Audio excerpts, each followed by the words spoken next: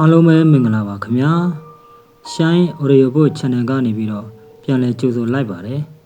ကျွန်တော်ဒီကနေ့တင်ဆက်ပေးချင်တာကတော့စာရေးဆရာကိုတာတီရဲ့လူသက်သောကဝေမှန်အကြောင်းလေးပဲဖြစ်ပါတယ်အားလုံးပဲနားဆင်ခံစားလိုက်ကြအောင်ခင်ဗျာလူသားစားကဝေကိုကျွန်တော်တို့နေနှင်းပြီးတဲ့နောက်မှာတော့ရာကိုကျုပ်ပြန်ခဲ့တယ်ဗျာဒါပေမဲ့မကြပါဘူးဆရာကြီးနဲ့ဆရာနိုဖာကအမြန်ပြန်ခဲ့ဖို့မှာလိုက်တာနဲ့ကျုပ်တလားတော်မပြည့်ခင်ရန်ကုန်ကိုပြန်ရောက်လာခဲ့။ရောင်းမဆိုင်ပါပဲဗျာ။မောင်တာတရေမင်းပြန်ရောက်လာတာနဲ့အတော်ပဲဟိ။ဆရာကြီးကစီးကျုပ်ပြောတယ်ဗျာ။ဆရာနိုဖကလည်းပြုံးပြီးကြည့်နေတယ်။ဧကန်တော့ကဝေလိုက်ရဦးမယ်ထင်တယ်ဆရာကြီး။ကျုပ်ပြန်ပြောလိုက်တော့ဆရာကြီးကပြုံးပြီးပြောတယ်ဗျာ။မောင်တာတွေကလည်းပါရမီအခန့်တေကောင်းတကူကွယ်။တွေးလိုက်ရင်တန်းနေကြတာပဲကူ။ကျုပ်ကတော့ဘာမှပြန်မပြောပဲပြုံးရုံပဲပြုံးနေတော့တာပေါ့ဗျာ။ဟုတ်တယ်မောင်တာတွေခရမ်းသုံးကားဘက်မှာအထူးအဆန်းတွေဖြစ်နေပါရောလားဆရာနုဘက်ကဝင်ပြောလိုက်တာဗျကျုပ်လည်းအရန်ကိုသိချင်သွားတာပေါ့ဗျာဘလို့အထူးအဆန်းများတော့ဆရာနုဘရဲ့အေးကျေးဇူးလူသားသမားတယောက်ပေါ်နေလို့ကွာဗျာဆရာကြီးကျေးဇူးလူသားသမားဟုတ်လားဟာဒါဆိုရင်ပလိတ်ဘက်ကိုအကြောင်းကြားရမှာပေါ့ဆရာကြီးရဲ့ကျုပ်တို့နဲ့ဘာသာလို့တော့ကျုပ်စကားကိုကြားတော့ဆရာကြီးကပြောနေဗျဒီလိုကွယ်မောင်တာတည်းရဲ့ကျေးဇူးလူသားသမားဆိုပေမဲ့ယောက်ျားမဟုတ်ဘူးကွာမိန်းမတစ်ယောက်ဟာတော်တော်တတိကောင်းတဲ့မိန်းမပါလားဆရာကြီးအေးတတိမကောင်းပါဘူးမောင်တာတရားဒီမိန်းမကအခက်ချင်းငွေယူပြီးလူကိုဓာတ်နဲ့ထိုးသက်တနက်နဲ့ပြစ်တတ်တာမျိုးမဟုတ်ဘူးကွာကိုယ်ဝေပညာနဲ့လူမသိအောင်တတ်တာမောင်တာတရားဒါပေမဲ့အဲ့ဒီလိုတတ်ပေးတဲ့အတွက်အခက်ချင်းငွေကတော့မနေမနော်ရတာဆိုပဲဟာဒါဆိုကိုယ်ဝေမတ်ပေါ့ဟုတ်လားဆရာကြီးဟုတ်ပါဗျာဟုတ်ပါနည်းနည်းနော်ပညာလည်းမဟုတ်ဘူးကွယ်နေပါဦးဆရာနုဘရဲ့ဒီသတင်းကိုဆရာတို့ဘယ်လိုများရတာတော့ဗျခရမ်းမနေတဲ့ဆရာကြီးရဲ့တပည့်တယောက်ကဆရာကြီးကိုလာပြီးသတင်းပို့တာလေကွာဒီကိုရမကြီးကတနေရာထဲမှာအမြဲနေတာမဟုတ်ဘူးကွာနေရာအနှံ့သွားလာနေတာတဲ့အခုခရမ်းဘက်မှာလည်းမြို့ပေါ်နေတာမဟုတ်ဘူးတောထဲမှာတက်ကလေးထိုးပြနေတာတဲ့ဟိဒါဆိုသူလူတက်တာဘယ်လိုများသိတော်တော့ဆရာနုဘရဲ့မောင်တာတွေကတိတိကျကျတွေးတတ်တဲ့သူငယ်ဘက်ကိုအေးတိတ်ကောင်းတာပေါ့ကွာယောက်ျားဆိုတာဒီလိုတွေးမှတိုးတက်တာကွာကဲနုံဖတ်ရမောင်တာတွေသိချင်တာကိုတိတိကျကျရှင်းပြလိုက်ပါကွာဒီလိုမောင်တာတဲ့ရေခရမ်းမနေတဲ့ဆရာကြီးရဲ့တပည့်နာမည်ကကိုကံပိုင်တယ်ကွာကိုကံပိုင်ကမြို့နေချုပ်ဆက်မှာလက်သွားလာပြီးစေဝါလေးပါလေးကုတယ်ကွာတရက်မှာတော့ပင်လယ်ဘက်ကရွာကလေးမှာစေးသွားကုတော့ဒီကိုရမကြီးတရင်ကိုစပြီးကြားခဲ့တာကွာကိုကံပိုင်စေးသွားကုတဲ့တင်ကုန်းရွာကကာလသားကလေးတယောက်ကပြောပြတာတဲ့ဟိတင်ကုန်းအရှိကတောထဲမှာနွားပြောက်လို့သွားရှာတော့မင်းမကြီးတယောက်ကိုတောထဲမှာတွေ့ခဲ့တယ်ဆိုပဲကွာသပင်ဖားလာကြီးချလို့တဲ့မျက်လုံးပြူပြူနဖူးကမော့မော့ထမေကိုလည်းဒိုးကောင်းလောက်ဝတ်ထားတာဆိုပဲဩဆရာနိုဘတ်ကိုဖြတ်မိပြရစီဗျာအဲ့ဒီကာလသားကလေးကဘယ်သူတဲ့တော့အေးအဲ့ဒီသူငယ်ရဲ့နာမည်ကမောင်အောင်တဲ့ကွာအသက်က20လောက်ရှိပြီတဲ့မောင်အောင်ကိုတွေ့တော့သူ့မျက်လုံးပြူပြူကြီးတွေနဲ့စကြည့်နေတယ်ဆိုပဲကွာပထမတော့မောင်အောင်ကမတွေ့ဘူးတဲ့သူ့နွားကိုပဲမဲရှာနေတာနောက်တော့သူ့နွားညူကြီးကိုတွေ့ရောတယ်ဟေးနွားညူကြီးကတေပင်ကြီးတပင်အောက်မှာငံကြီးရပ်နေတာလေကွာဘယ်ကိုမှလည်းမသွားဘူးဒါနဲ့မောင်အောင်ကဝမ်းသာအရာနဲ့သူ့နွားညူကြီးအနောက်ကိုပြေးသွားတာပေါ့ကွာအဲ့ဒီတော့မှနွားညူကြီးနဲ့မလန်းမကန်းကကနူပင်စင်ကြီးအောက်မှာသပင်ဖားလာကြီးရပ်နေတဲ့အဲ့ဒီမိမကြီးကိုတွေ့တော့တာလေဟေးပြုံးကနေတွေ့လိုက်တော့မောင်အောင်လည်းလက်သွားတာလေဟေးဒီမှာရင်နောက်လည်းပြင်းမယ်လို့မှအဲ့ဒီမိမကြီးကအတန်နဲ့ကြီးနဲ့ပြောတာလေကွာဟဲ့ကောင်လေးမပြေးနဲ့ထွက်ပြေးမလို့လုံနေတဲ့မောင်လည်းတုတ်ခနဲ့ရက်ပြီးမင်တက်မိတယ်လို့ဖြစ်သွားတာလေဒါနဲ့နော်လားဟုတ်ပါတယ်ဗျာမောင်ကကြောက်ကြောက်နဲ့ဖြေရတာပေါ့ကွာဒီတော့ထဲမှာသူ့ရဲ့ဒီမိမကြီးရဲ့နွားညူကြီးရဲ့ပဲရှိတာမလားနင့်နွားကိုပြန်လို့ချင်းသလားဟာလို့ချင်းတာပေါ့ဗျရီယိုတေတေပြောစမ်းငါအသက်က200ကျော်ပြီသိလားဒီတော့မောင်အောင်လည်းအံ့ဝင်သွားပြီးရိုးရိုးတေတေပြောတာပေါ့ကွာဟုတ်ကဲ့ပြန်လို့ချင်းပါတယ်အမေအေးအဲ့ဒီလိုပြောဟုတ်ပြီဒါဆိုရင်နေငါခိုင်းတာလုပ်ရမယ်ဟုတ်ကဲ့လုပ်ပါမယ်အမေကဲဒါဆိုရင်ငါနှောလိုက်ခဲ့နေ့နွားညိုကြီးလည်းဆွဲလာခဲ့ကြားလားဟုတ်ကဲ့ပါအမေမောင်အောင်လည်းအဲ့ဒီမိမကြီးကိုကြောက်တော့သူခန့်တဲ့အတိုင်းလုပ်ရတာပေါ့ကွာသူခေါ်တဲ့နောက်ကိုလိုက်သွားတော့ရောင်မကြီးတပင်အောက်မှာတဲတလုံးတွေ့တယ်တဲ့ဟိဒီတော့ထဲမှာဒီတဲရှိတာကိုသူတို့ရမှာသိတဲ့သူတယောက်မှမရှိဘူးတဲ့ကွာ အဲ့ဒါနဲ့တဲကိုရောက်တော့ပေါတူတလက်ပေးပြီးမောင်ဦးကိုလူတရားစာလောက်နဲ့တဲ့မြေချင်းတစ်ချင်းတူးခိုင်းနေဆိုပဲမောင်ဦးလည်းကြောက်တာပေါ့ကွာသူ့ကိုမြတ်တက်ပြီးဒီချင်းထဲမှာမြုပ်မာလာလို့တွေးတယ်ဆိုပဲအေးရပြီဟောဒီမှာကြည့်ဆိုပြီးတဲထဲဝင်သွားတဲ့တဲထဲကပြန်ထွက်လာတော့ကျင်းလိမန်းတစ်ချက်နဲ့ကြက်ဖက်ကြီးတစ်ကောင်ယူလာတယ်ကွာလက်ထဲမှာလည်းစက်ကူအထုပ်တစ်ထုပ်ပါသေးတယ်ကောင်းလေးငါပြောတာတိတိကျကျနားထောင်ပြောဆူဆူနဲ့မိမကြီးကကျင်းလိမန်းကိုခင်းပြီးလက်ထက်ကစက်ကူတို့ကိုဖြေလိုက်တော့အယိုးကောင်းဖြူဖြူကြီးတယ်ဗျာမိမကြီးကကျင်းလိမန်းထဲမှာအယိုးကောင်းထက်ပြီးကြက်ဖက်ကြီးကိုလဲမင်းလေးပြီးတော့ကြက်သွေးတွေနဲ့အယိုးကောင်းကိုဖြန်းလိုက်ရောတဲ့ဟိပြီးတော့စင်မို့တွေနဲ့အယိုးကောင်းပုံမှာရွှဲဆုပ်နေတဲ့သွေးရဲရဲတွေကိုဖြူလိုက်တဲ့ဟိပြီးတော့မှမောင်းဘက်ကိုလက်ပြီးဟဲ့ကောင်လေးရော့ဒီဆေးတို့ကိုနေယူထားငါမြေကြီးထဲကိုဝင်ပြီးထိုင်လိုက်မယ်နင်ကအပေါ်ကမြေကြီးတွေအမျက်နှာဖုံးလိုက်ပြီးတော့ပြီးရင်ဟောဒီခေါင်းကုန်းကိုတိတိကျကျကြည့်နေငါကမြေချင်းတဲကနေမနယ်တွေရွတ်မှာဒီအယိုးကောင်းရဲ့မျက်လုံးပေါက်တွေနှာခေါင်းပေါက်တွေပါးစပ်ပေါက်တွေကနေမိတော့တွေထွက်လာလိမ့်မယ်နင်မကြောက်နဲ့ကြားလားနင်ကငါပေးခဲ့တဲ့ဆေးတို့တွေကဆေးမုတ်ကိုယူပြီးအဲ့ဒီမိတော့တွေကိုပေါက်လိုက်ပြီးတော့ဟောင်းကနေမင်းချင်းသွားလိမ့်မယ်ငါလည်းချင်းတွေကထွက်လာလိမ့်မယ်ငါ့ကိုမြေချင်းထဲမှာထားခဲ့ပြီးထွက်ပြေးဖို့တော့မစင်စားနဲ့နင်တို့တင်ကုန်းရွာတရားလုံးကိုမင်းလောင်တိုက်သွင်းပြီးတက်ပြစ်မယ်ကြားလားဟုတ်ကဲ့ပါအမေကျုပ်မပြေးပါဘူးမိမကြီးကမြေချင်းထဲဝင်ပြီးထိုင်လိုက်တော့မောင်ဝန်းကကျင်းကြီးကိုမြေဖို့ပေးလိုက်တာပေါ့ကွာပြီးတော့အဲ့ဒီမိမကြီးမာတဲ့အတိုင်းကျင်းလိမန်းနဲ့ကအယိုးကောင်းကိုစက်ကြည့်နေရတာပေါ့15မိနစ်20လောက်ကြာလာတော့အယိုးကောင်းရဲ့မျက်စိပေါက်တွေပါးစပ်ပေါက်တွေနှာခေါင်းပေါက်တွေကနေမိခိုးတွေဥပြီးထွက်လာတယ်ဆိုပဲကွာခဏနေတော့ဝုန်းဆိုတဲ့အတန်ကြီးနဲ့မိတော့တွေထွက်လာတယ်တဲ့မောင်ဦးလည်းမိမကြီးပေးထားတဲ့ဆေးတုပ်ကိုဖြီးပြီးတော့ဆေးမှုတ်တွေနဲ့မိတော့ကိုပေါက်လိုက်တာဝုန်းဆိုမြည်သွားပြီးမြေကြီးနဲ့ကမြေကြီးတွေဖွာကနေလွှတ်ထွက်လာပြီးမိမကြီးပါလွှတ်ထွက်လာတဲ့ဟိဟာငေါအောင်ပြန်ပြီဟိနေတိတ်တော်တဲ့ကောင်လေးနေကောင်ကသုံးဖို့စားဖို့ပေးလိုက်မယ်အဲ့ဒီလိုပြောပြီးတော့တဲဝင်သွားတယ်တဲ့ကွာပြန်ထွက်လာတော့မောင်အုံးကိုရွှေရင်းငါပြပေးတယ်တဲ့ပြီးတော့ပြောတဲ့ကွာငါကမီးထုံလဲအောင်ပြီးပြီအခုမြေထုံလဲအောင်ပြီးပြီရေထုံလဲအောင်ခဲ့ပြီအဲ့ဒီတော့အာကာသထုံအောင်ဖို့ပဲလိုတော့ဟိကောင်လေးအခုလာမဲ့လောက်ကွာညမှာနေငါ့ကိုကိုညီပါနေ့ကငါရွှေရင်းကားတွေအများကြီးထပ်ပေးအောင်မယ်ငါအာကာသထုံကူးတဲ့အချိန်မှာနင်ကဓာထမ်းပြီးငါရဲ့ခန္ဓာကိုယ်ကိုတညလုံးစောက်ပြီးငါကိုယ်တည်းကိုပြန်ဝင်မလာမချင်းနေစောင့်နေရမယ်အဲ့ဒီအာကာသထုံအောင်သွားရင်ငါအသက်ဟာနောက်ထပ်300ထပ်ရှည်အောင်မှာနင့်ကိုတထေးဖြစ်အောင်ရွှေရင်းကားတွေပေးမယ်နေပြန်လာပြီးကိုညီမလားအဲ့ဒီလိုမေးပြီးတော့သူ့မျက်လုံးပြူးပြူးချင်းနဲ့မောင်အောင်ကိုစိုက်ကြည့်လိုက်တာမောင်အောင်ဆိုတာတကယ်လုံးကြက်တီတွေဖြန်းကနေထသွားဆိုပဲဒါနဲ့လာပါမယ်လို့ဂရိပေးခဲ့ရတာပေါ့ကွာအေးကွာတတရနေဦးအဲ့ဒီကနေမပြန်ခင်မှာမောင်အောင်ကမေးတဲ့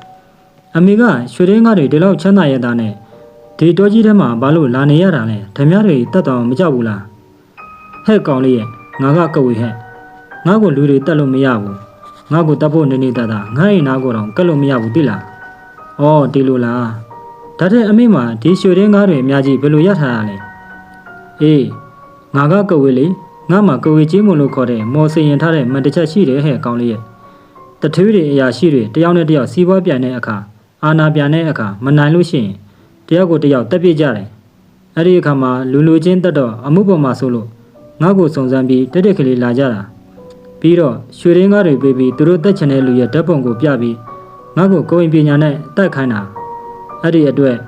ငါမှရွှေရင်းကားတွေရှိနေတာဘောကောင်လေးရဲ့အခုထုံကူးတဲ့ကိစ္စရှိလို့ဒီမှာလာနေတာ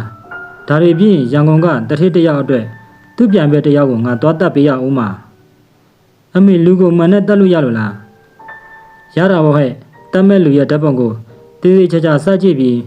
မှန်ရှိမှနေစီအနေတကွင်းကိုပကံထဲမှာထပ်ပြီးချထားရတယ်ပြီးရင်ငါကမော်မန်တွေရွတ်လိုက်ရင်ဓာတ်ပုံတွေကလူရဲ့ပုံကငါရဲ့ကဝေချင်းမှုထမှာပေါ်လာတာပေါ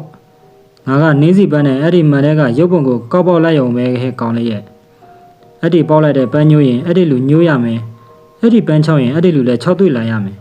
အဲ့ဒီပန်းနွမ်းရင်အဲ့ဒီလူနွမ်းဟဲ့ဒီပန်းကျွေပြီဆိုရင်တော့အဲ့ဒီလူတေပြီပေါ့ဟဲ့ကောင်းလေးအဲ့ဒါတွေထားလိုက်နေလောက်ွယ်ညဆက်လာမလားငါမှပြင်ဆင်စရာတွေရှိတယ်ဆက်ကြပါအမေကျုပ်ဆက်လာပါမယ်အေးဒါဆိုရင်နွားရမ်းသေးချက်ရောက်လာခဲ့ဘသူကမှအသိမပေးနဲ့ကြားလားအေးနေလာမယ်ဆိုပြီးတော့မှမလာရင်တော့ငါဆိုမဆိုနဲ့နော်မွေစိုးတွေအကောင်1000လောက်လွတ်ပြီးတရွာလုံးတယောက်မကြအောင်ပေါက်သက်ခံလိုက်မယ်ဟွန်း အဲ့ဒီမိမကြီးကကျိန်မောင်းတော့မောင်ခင်ဗျာကြောက်လိုက်တာလေကွာကြောက်နဲ့ပဲသူ့နွားညူကြီးဆွဲပြီးပြန်လာခဲ့ရောတဲ့ဟိ။ဩဒီအကြောင်းကိုမောင်ကဆရာကိုကံပိုင်ကိုပြောပြတာလားဆရာနုံပါရဲ့။အေးဘောကွာကိုကံပိုင်နဲ့မောင်ကငကိုကလေးကတော်တော်ခင်တာတဲ့ကွာ။အဲ့ဒါ तू ဘာလို့ရမလဲပေါ့ကွာ။တူတူတိတိတိုင်မင်တာပေါ့လေ။ तू သွားလို့ကိစ္စပြေးတာနဲ့သူ့ပြန်မလို့ပဲတက်ပြစ်လိုက်မှလဲကြောက်တာပေါ့ကွာ။တကယ်လို့မသွားရင်လဲသူတို့တရားလုံးကိုဒုက္ခပေးမှကြောက်တဲ့ဟိ။ပြီးတော့မောင်ကကိုရီမကြီးပေးလိုက်တဲ့ရွှေရင်းကားပြ၅ပြားကိုလို့ထပ်ပြတယ်တဲ့ဒီတော့ဆရာကိုကမန်ကဘာပြောတော့ဗျဒီအကြောင်းဘယ်သူမှမသိစင်တဲ့ဆိုပြီးမနေ့ကပဲဆရာကြီးကိုအကြောင်းစုံလာပြောတော့တာကွာအေးဟုတ်တယ်မောင်တာဒီအဲ့ဒါမန်တောင်ကဝေပဲကွာလူတက်တော့အင်မတန်ရဲတာဒီလူတက်တဲ့ကိုရီမမျိုးအရှင်ထားလို့ပဲဖြစ်မလဲကွာဆရာကြီးသွားပြီးနေပေးရမှာပေါ့ဆရာကြီးကကြားပြပြီးဝင်ပြောတာဗျ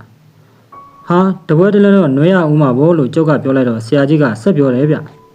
ဟုတ်တာပေါ့တာတရားဒီပွဲမှာလည်းမင်းရဲ့အကူအညီတွေအများကြီးလိုမှာကွာဟာစိတ်ကြစမ်းပါဆရာကြီးရာကျုပ်ကဆရာကြီးတို့ဆရာနွန်ဖားတို့နဲ့တာဆိုရင်နမိတ်စာတွေနဲ့တက်ရပို့ရမယ်ဆိုရင်တော့တက်ရပါရဲ့ဗျာယုံပါတယ်မောင်တာတွေဆရာကြီးကမောင်တာတွေကိုယုံပြီးသားပါကွယ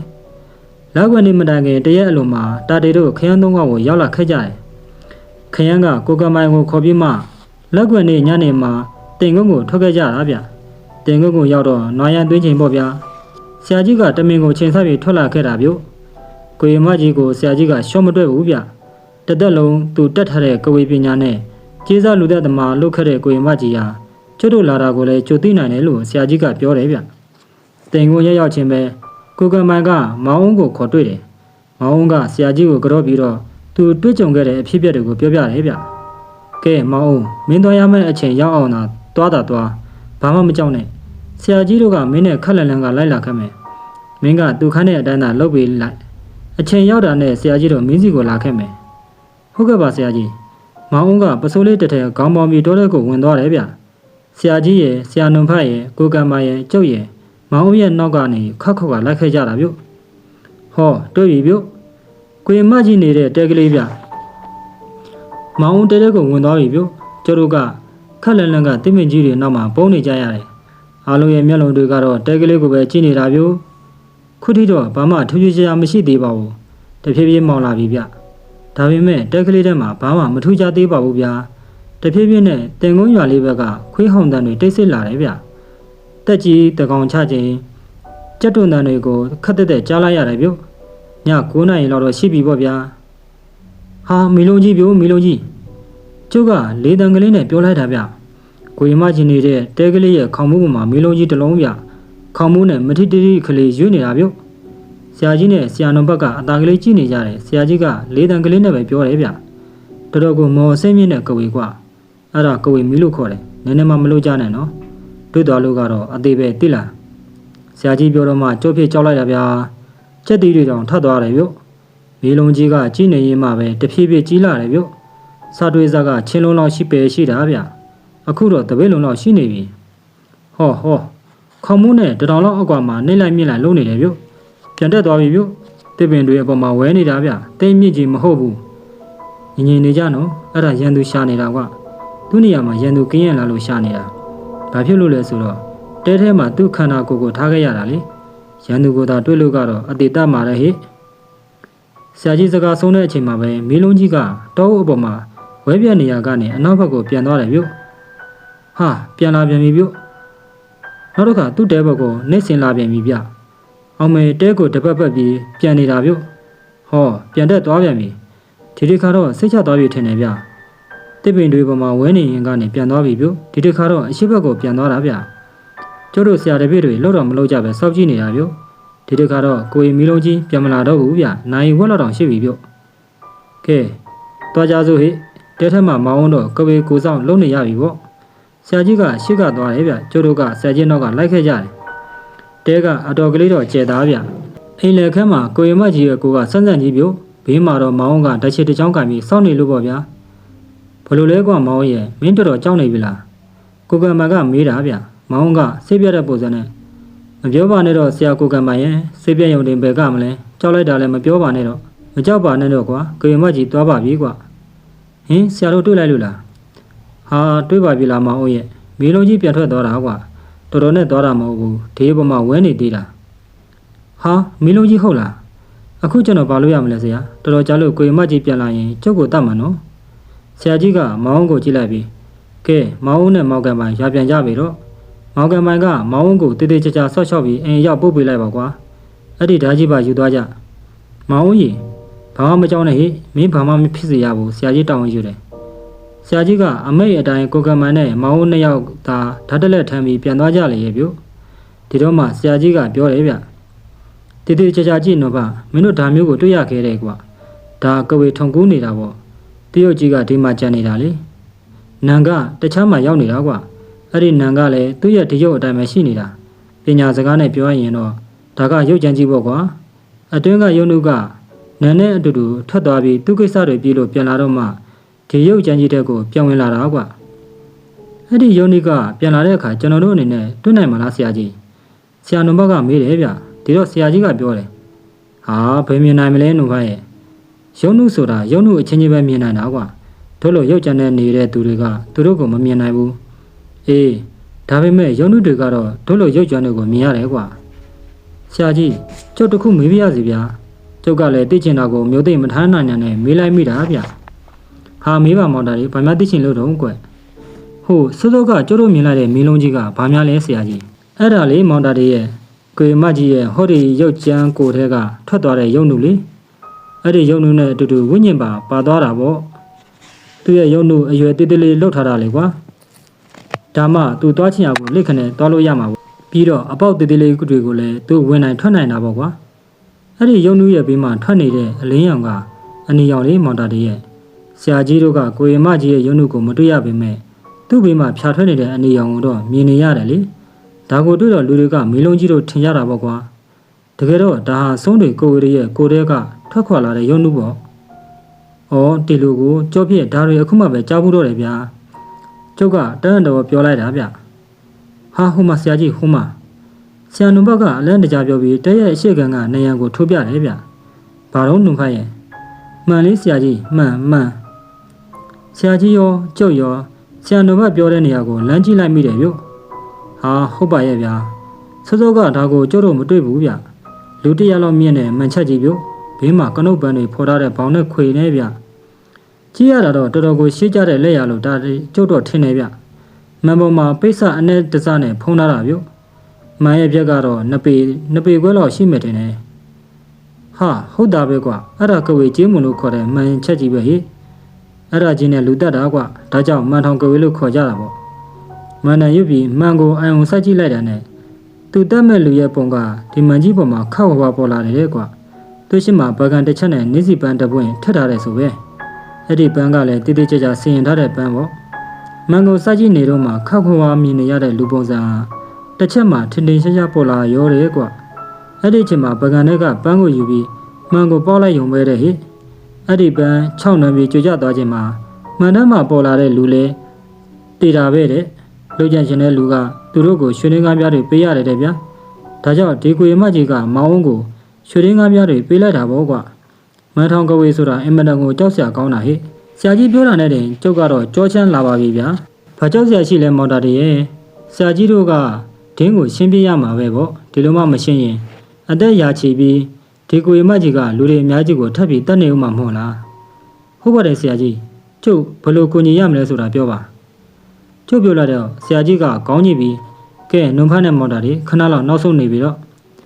့ဆရာကြီးရဲ့စကားဆုံးတာနဲ့ကျုပ်နဲ့ဆရာနုံဘတ်ကနောက်ဆုတ်ပြီးတဲရဲ့တခြားထင်ရန်ဘက်ကိုတွက်ကပ်နေကြတယ်ဗျဆရာကြီးကသူ့လွယ်အိတ်ထက်ကမြေပြိုကဲတစ်ချောင်းကိုထွက်ယူလိုက်ပြီးစမ်းစမ်းကြီးဖြစ်နေတဲ့ကိုရမကြီးကိုစောက်ဝိုင်းပုံစံစီးချလိုက်တယ်ဗျပြီးတော့ဝါကကြမ်းကင်းပေါ်မှာပဲအင်းခွက်တွေချပြီးမန္တတွေရွတ်တယ်ဗျအဲ့ဒီလိုဆရာကြီးမန္တတွေရွတ်နေတဲ့အချိန်မှာကျမ်းပြစ်မှာမြေဖြူနဲ့ဆွဲထားတဲ့အင်းခွက်တွေကအယောင်တွေလက်သွားသလိုပဲဗျကျုံမြင်လာတာကိုဆရာနုံဖတ်လည်းမြင်ပုံရတယ်အဲ့ဒါအင်းနူးတာကွာတာရီယာအင်းကိုအသက်သွင်းတာပေါ့ကွာအသက်ဝင်သွားလို့အယောင်တွေပြပြထွက်သွားတာကွာအဲ့ဒီမြေပြူတော့ကလည်းဆရာကြီးတိတိကျကျစီရင်ထားတာရိုးရိုးမြေပြူတော့မဟုတ်ဘူးလေဟုတ်လားဆရာနုံပါဟောကျုံနဲ့ဆရာနုံပါစကားပြောနေတော့မှပဲဆရာကြီးကရှေးဟောင်းမှန်ချက်ကြီးစီကိုသွားတယ်ဗျပြီးတော့မန်ပေါ်မှာအင်းခွက်တွေချလိုက်တယ်အိုးနဲ့ကြီးကိုဆရာကြီးဖယ်လိုက်တဲ့အချိန်မှာကြော့ဖြစ်အဲ့ဒီမှန်ကြီးကိုကြည့်တော့မကြည့်ရဲပါဘူးဗျာဒ ဒါလူတက်တဲ့မှန်ကြီးဗျရိုးရိုးမှန်မဟုတ်ဘူးကဝေမှန်ကြီးလေဗျာကျုပ်ကြောက်နေတာကိုဆရာတော်ဘက်ကတွေ့တော့မကြောက်နဲ့တာတွေအခုအတိုင်းကရိုးရိုးမှန်ပါပဲကွာမန်တန်သွင်းလိုက်မှမော်ဝင်သွားပြီးကိုဝေမှန်ဖြစ်တော့တာကွာဆရာကြီးကမန်မော်ကအင်းတွေကိုလည်းမန်တန်ရွတ်ပြီးအသက်သွင်းနေဗျကဲနုံဖမြက်ကင်းစေတော့ထုတ်ပြီးတွေးပြီးတော့ပြည်ရင်မော်တာတွေကိုစိတ်ဝင်ပြီးတော့ကိုဝေမကြီးပြန်လာရင်ကျုပ်ချထားတဲ့အင်းတွေကြောင့်သူ့ကိုယ်တည်းကိုပြောင်းဝင်လို့ရမှာမဟုတ်တော့ဘူးကွာအဲ့ဒီတော့ကြောင့်ကျတို့ကသူ့ရုံးကိုမြင်ရမှာမဟုတ်ဘူးဒါကြောင့်မော်တာတွေကကြည့်ပြီးသူ့ဘက်မှာဘာလုပ်နေတယ်ဆိုတာကိုပြောပြရမယ်ကိုဝေမကြီးကသူ့ကိုယ်တည်းကိုပြောင်းဝင်လို့မရတော့ရင်ဒေါသတအားထွက်တော့မှာကွာသူရင်ဆိုင်ရမယ့်ရန်သူရဲ့အဆင့်ကိုလည်းချက်ချင်းတွက်လို့ရသွားမှာကြောက်ကလည်းနည်းနည်းမှညာမှာမဟုတ်ဘူးကျုပ်ကလည်းနည်းနည်းလေးမှကိုနောက်ကျလို့မရဘူးကွဒီပွဲဟာသူရောကျုပ်ရောအသက်လူပွဲပဲပေါ့ကွကဲနုံဖမော်တာတွေစေးတော်ကြီးကွင်းပေါ်လုပ်ပြီးတော့ဆရာနုံဖကမျက်ကွင်းစေးတော်ကြီးကိုထုတ်ပြီးကျွမ်းကျွမ်းကျင်ကျင်တွေးတယ်ဗျပြီးတော့ကျုံမျက်လုံးနှစ်ဖက်စလုံးကိုကွင်းပေးတယ်ဗျစုကွင်းပြီးတော့ဆရာကြီးကပြောတယ်ဗျနုံဖကြီးမော်တာတွေကိုနှက်ဆက်ရောင်အင်းတစ်ချက်တိုက်ထားလိုက်ကွဒါမှကိုရီမကြီးကသူ့ကိုကိုဝေဆက်တွေနဲ့ပြင်ရင်ကောက်ွက်နိုင်မှာဟုတ်ကဲ့ပါဆရာကြီးဆရာနုံဖကအင်းတစ်ချက်ကိုခက်မြမြန်ထုတ်ပြီးအင်းတောင်ပကံလုံးကလေးထဲမှာပြချရေစင်ဘူးတော့ကရေစင်တွေကိုမွေပြီးတော့ကျုပ်ကိုအင်းတိုက်တယ်ဗျကဲအားလုံးပြီးရင်ကျုပ်တို့အပြင်ထွက်ကြမယ်ဒီကိုဝေမကြီးဘဲချင်းပြန်လာမယ်တော့မသိဘူးကွဆရာကြီးကပြောရင်းဆိုရင်တဲပြင်ကိုထွက်တယ်ဗျကျုံနဲ့ဆရာနုံဖလည်းနောက်ကလိုက်ခဲ့ကြတာပေါ့ကိုဝေမကြီးရဲ့တဲတောင်ဘက်မှာမျက်ခင်တစ်ခုရှိတယ်ဗျဆရာကြီးကအဲ့ဒီနေရာကိုရွေးလိုက်တယ်ပြီးတော့မျက်ခင်ရဲ့ဘေးကတဲပင်ကြီးတွေနောက်ဘက်ကိုဝင်နေလိုက်ကြတယ်ဗျကျုပ်တို့ဆရာတပည့်တွေစောင့်နေလိုက်ကြတာတင်ကုန်းရွာကဲဘက်ကတကောင်ကြက်တုံတန်တက်ကလေးကိုတောင်ကြားနေရတယ်ဗျကျုပ်စစ်တင်ပြောရရင်တော့တကောင်ကြောပြီးတနာရီလောက်အကြာည9ပြန်တစ်ချက်လောက်ပေါ့ဗျာကျုပ်လည်းဟိုကြည့်တည်ကြည့်နဲ့ကြည့်နေရတာပေါ့ဟောမင်းလုံးကြီးရောက်လာပြီဗျဒါတွေကအသေးလေးတန်ကလေးနဲ့ပြောလိုက်တာဗျဆရာကြီးရောဆရာနုံပါပါကျုပ်လက်ညှိုးထုတ်ပြတဲ့နေရာကိုကြည့်ကြတာပေါ့ဗျာအေးဟုတ်တယ်ဟိမော်တာတွေရအစင်းနစ်ပြင်ပြီးတော့ဟိနုံဘကအင်းတွေပြင်ထားပြီးတော့ဟုတ်ကဲ့ပါဆရာကြီးဆရာကောင်းတပြည့်ပြီးသားလာတဲ့ဆရာနုံဘကတော့ဘာမဆိုတခွန်းပါပဲဗျာအလုံးစိတ်ချရတဲ့ဆရာကြီးရဲ့တပြည့်ပေါ့ဗျဟောကိုဝေမီလုံးကြီးကတစ်ပင်တွေအပေါ်မှာမြို့တူပြီးဝဲနေတာဗျနေစင်လာလိုက်အပေါ်ကိုမြင့်တက်သွားလိုက်အနောက်ဘက်ကိုပြန်ထွက်သွားလိုက်အရှေ့ဘက်ကိုပြန်ထွက်သွားလိုက်နေဗျကျုပ်ကလည်းအရေးပြောပြီးဆိုရင်ကြက်တီကတဖြန်းဖြန်းပဲဗျဟာကိုဝေမကြီးမီလုံးကျိုးတို့ဘက်ကိုပြန်လာပြီဗျဆရာကြီးရောကျိုးတို့အားလုံးတရားပင်ကြီးတွေနောက်မှာနေနေကြားရတာဗျဟောပြန်ထွက်သွားပြီဗျဟာဒီတစ်ခါတော့တေးခေါင်မှုမှာကပ်ပြီးဝဲနေတာဗျငြိမ်သွားပြီခေါင်မှုမှာကပ်ပြီးငြိမ်နေတယ်ဗျဟာတဲတဲကိုခေါင်မှုပေါက်ပြီးဝင်သွားပြီဗျပြန်တနာတော့စပြီဗျဒုံကလွန်းဆိုတဲ့အတန်တွေကိုတဲထဲမှာစပြီးတော့ကြားရတာဗျတကွေမကြီးတဲထဲမှာခုံပေါက်နေပြီထင်နေဗျဆရာကြီးချထားတဲ့အင်းတွေကြောင့်သူ့ကိုယ်တည်းကိုပြန်ဝင်လို့မရတော့ဘူးဗျဟာတဲထဲမှာဝန်းတိုင်းကျင်းနေပြီဗျဟောထွက်လာပြီဆရာကြီးကိုဝေမကြီးတဲချုပ်ကိုထွက်လာပြီဗျဆိုရင်ဖားလာကြီးနဲ့ထပီကပေါင်လယ်လောက်ထိတော်တော်ကြီးဝတ်ထားတယ်ဗျဟာမျက်လုံးနေကြီးတွေနဲ့လိုက်ကြည့်နေပြီဗျအေးဟုတ်ပြီမောင်တာလေးမိမိသမျှကိုတခုမကြံမြန်ပြောပြီးတော့ကွဟောတဲဟိုဘက်ကိုထွက်သွားပြီဗျဟာပြန်လာပြန်ပြီဗျလိုက်ရှာနေတာဆရာကြီးရေကျတို့ဘက်ကိုခါးကြီးထောက်ပြီးကြည့်နေတာဗျဆရာကြီးတို့ရောမြင်ရလားဟာဘယ်မြင်ရမလဲမောင်တာလေးရဲ့သူ့ကိုယ်တည်းကိုပြောင်းဝင်လို့မရတော့ဝိညာဉ်အနေနဲ့ပဲရှောက်သွားနေတာလေမင်းကမျက်ကွင်းစေးတဲ့ကြောင့်မြင်ရတာပေါ့ကဲမြင်သမျှသာပြောပြီးဟုတ်ကဲ့ဆရာကြီးဟာလာနေပြီဆရာကြီးရေကျတို့ဘက်ကိုလာနေပြီဗျမျက်ခင်လည်းရောက်နေပြီဗျအေးဟုတ်ပြီကျတို့ထွက်ကြမယ်စေပီလောအကွာရရင်ရက်လို့ပြောမော်တာတွေကမြင်ရတော့ရက်မဲ့နေရာကိုတည်တည်ချာချာပြနော်ကဲလာထွက်ကြစို့ပြောဆိုဆရာကြီးကရှစ်ကထွက်တယ်ကျုပ်ကကိုရီမကြီးရတဲ့နေရာကိုလက်ညှိုးထုတ်ပြရတယ်ဗျဟုတ်ပြီဆရာကြီးရောက်တော့မယ်ရတော့ဆရာကြီးရတော့စေပီလောအောက်ကမှာကျုပ်ကရက်ခိုင်းလိုက်တယ်ဗျပြီးတော့ကိုရီမကြီးကိုတက်လက်ညှိုးထိုးပြလိုက်တယ်ဒေါသအရန်ထွက်နေတဲ့ကိုရီမကြီးကမျက်လုံးနေကြီးတွေနဲ့ကြည့်နေတာဗျလက်နှစ်ဖက်ကိုကြက်ကရှက်ထားတယ်ဗျပါဇက်ကလည်းမန်နေတွေရွတ်နေတယ်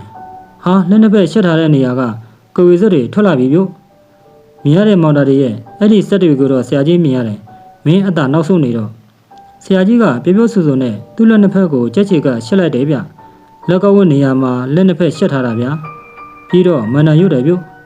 ျဟာဆရာကြီးရဲ့လက်ကလည်းတလက်နဲ့အယောင်တွေထွက်လာတယ်ဗျအလိုကဝေစက်တွေနဲ့ဆရာကြီးရဲ့အလင်းရောင်တွေတွေ့တော့မယ်ဗျဟာတွေးပြီ ဝုန်းဆိုတဲ့အတန်နဲ့လဲကျသွားပြီဗျကိုမကြီးဖင်နာရဲ့ကြီးကျသွားပြီဗျ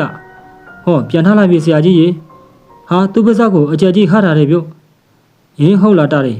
ဒါဆိုကိုမီတော့နဲ့မိုးတော့မှာကွနုဖပေးစမ်းဆရာကိုပထမရေစင်အင်းဆရာနုဘက်ကလွေးထက်ကအင်းတစ်ချက်ကိုကြပြကြရထုတ်ပေးလိုက်တယ်ဗျဟာဟုတ်ပါရဲ့ဗျာကိုမကြီးရဲ့ပါးစပ်တွေကမီတော့ကြီးထွက်လာတယ်ဗျဟာဆရာကြီးမီတော့ကြီးအေးတွေ့ရတယ်မော်တာတွေမကြောက်နဲ့ဟိဆရာကြီးကပထမရေစင်အင်းကိုလက်ထက်မှာဆက်လိုက်ရင်ပဲ့လိုက်ပြီဗျဟာအင်းကမီတော့တက်ကိုဝင်သွားတာဗျာဝုန်းဆိုတဲ့အတန်တွေနဲ့ရေတွေကပန်းထွက်လာတာဗျဆရာကြီးပြစ်တဲ့အင်းကထင်တယ်ရေတွေပန်းထွက်လာတာဗျာဟောကိုမီတော့ကြီးနောက်ကိုလွတ်ထွက်သွားပြီဗျကိုမကြီးကနောက်ဘက်ကိုခြေတလန်းစာလောက်ခွန်ထွက်သွားတယ်ဗျပြီးတော့ကောင်းကင်ကိုမော့ကြည့်ပြီးမန်နယ်တွေရွတ်တယ်ဗျဟာဆရာကြီးရေသူထမီကြီးကိုဖြန့်ချလိုက်ပြီဗျဟာခြုံလိုက်ပြီဆရာကြီးရေပါဇက်ကလည်းမန်နယ်တွေရွတ်နေတာဗျဟေးဟုတ်လားမော်တာတွေနုဖဒီကောင်မကြီးလက်ရလောက်ပြီးပြေတော့မှာကွာအိတ်ထက်ကိုမြင်မြင်နိုင်စမ်းမုံဝင်လေးနဲ့များပါတယ်တွေ့လားတွေ့တယ်ဆရာဒီမှာရော့ဟင်တို့ဖြစ်တော်တော်ကိုအံ့ဩသွားတာဗျာစိတ်လည်းတော်တော်ပြတ်သွားတယ်ဗျတကယ်ပါဆရာနုဘထုတ်ပေးလိုက်တဲ့လေးဆိုတာက1000လောက်ရှိတဲ့လေးကလေးဗျများဆိုတာကလည်း6လက်မလောက်ရှိတဲ့များကလေးဗျဒါကလေးနဲ့ဒီကိုမကြီးကိုဘယ်လိုပြစ်မှာတော့များကြည့်ထားမောင်တာတွေမျက်ခြေမပြတ်ကြည့်ထားကွဟုတ်ကဲ့ဆရာကြီးဟာဟုတ်တယ်ဗျကိုမကြီးလက်ရကြီးဖြစ်သွားပြီဗျနေတဲ့ကောင်ကြီးမဟုတ်ဘူးဆရာကြီးအတောင်ပံတွေတစ်ခက်ခက်လုံနေပြီဗျပြတ်စံတက်လက်ညှို့ထိုးပြရေးမောင်တာတွေကျုပ်ကလက်ရကြီးရဲ့ရင်ဘတ်ကိုတက်ထိုးပြတော့ဆရာကြီးကသူ့ရဲ့1000လောက်ရှိတဲ့လေးကလေးမှာမြားသေးသေးလေးတင်ပြီးချင်းတယ်ဗျပြီးတော့မန်နန်တပုတ်ကိုအတန်ကြက်ကြီးနဲ့ရွတ်တယ်ဗျဟောဆရာကြီးလေးကိုစွတ်တင်ပြီဗျပြစ်တော့မယ်ဗျပြစ်တော့မယ်ဟာပြစ်လိုက်ပြီဗျာပြစ်လိုက်ပြီမြားကလေးကဝစ်ဆိုပြီးတော့အတန်နဲ့ပြေးထွက်သွားတာဗျဟာအလင်းတန်းကြီးဗျမြားကအလင်းတန်းကြီးဖြစ်သွားတာဗျမိုးချိုးပြင်းရင်တွေ့နေရတဲ့အလင်းတန်းမျိုးပဲဗျထိပြီဗျထိပြီအလင်းတန်းကြီးကလက်ရကြီးရင်ဝတက်ကိုတမ်းပြီးဖောက်သွားတာဗျလက်ရကြီးချလဲသွားပြီဗျအတောင်မကြီးခတ်နေတာဗျာဟောညင်သွားပြီဗျညင်သွားပြီဟာလက်ရကြီးကမီးတောက်ကြီးထပ်တော့တာဗျဝုန်းခနဲကိုမြည်သွားတာတပြန်ဒီပါပဲဗျာတဲထဲကလည်းဝုန်းခနဲမြည်သွားပြီကိုမကြီးရဲ့ကိုကြီးမှလည်းမီးတောက်ကြီးထပ်တော့နေပြီဗျကိုမကြီးရဲ့လူတက်တဲ့မှန်ကြီးလည်းအစစ်စစ်မှကွဲသွားတဲ့အတန်တွေထွက်နေတယ်ဗျဟောကြည့်နေတော့မှပဲမီးတောက်ကကြီးလာပြီးတဲကိုပါဆွဲတော့တာဗျငရဲမီးတောက်ကြီးထပ်တော့တာဟိလာတရက်ပင်တွေနောက်မှကတ်နေကြတိတ်ပူတဲ့မီးကွတရက်ပင်တွေနောက်မှကတ်နေရင်ကြုတ်ကြည့်နေတာဗျတဲတလုံးလုံးပြကြပြီးအားလုံးပျောက်သွားတော့မှကျုပ်တို့တင်ကုန်းရွာကိုပြန်ခဲ့ကြတာပေါ့ဗျာ